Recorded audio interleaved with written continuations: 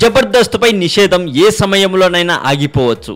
ఈ విధంగానే సోషల్ మీడియాలో విపరీతంగా వార్తలు వస్తున్నాయి. ఈ ప్రోగ్రాం ప్రారంభమై తర్వాత మంచి గుర్తింపును కూడా సంపాదించుకుంది. మొదట్లో జబర్దస్త్ అంటే పడి నవ్వేవాళ్ళు. జుగుప్సాకరమైన వ్యాఖ్యలు లేకుండా సాధారణ సరళిలో తమాషాగా డైలాగులు ఉంటూ ఇంటిలిపాది నవ్వుకునేవారు. ఇక రాను రాను స్కిట్లు చేసేవారు మరింత రెచ్చిపోయారు.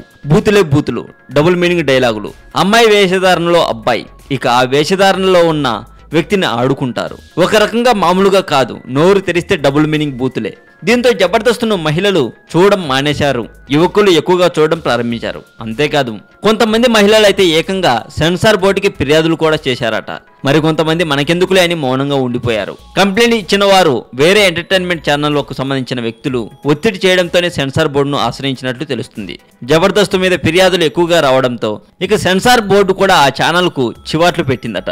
ఆ కార్యక్రమాన్ని ఎత్తివేయాలని ఆదేశించిందట. అయితే కొంత సమయం కావాలని ఛానల్ యాజమాన్యం సెన్సార్ బోర్డును రిక్వెస్ట్ చేయగా అందుకు సభ్యులు ససమీరా అన్నారట.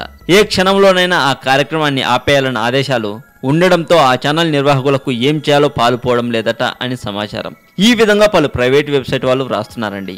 మరి మరింత టాలీవుడ్ సమాచారం కోసం సబ్స్క్రైబ్ చేయండి టాలీవుడ్ సెంటర్.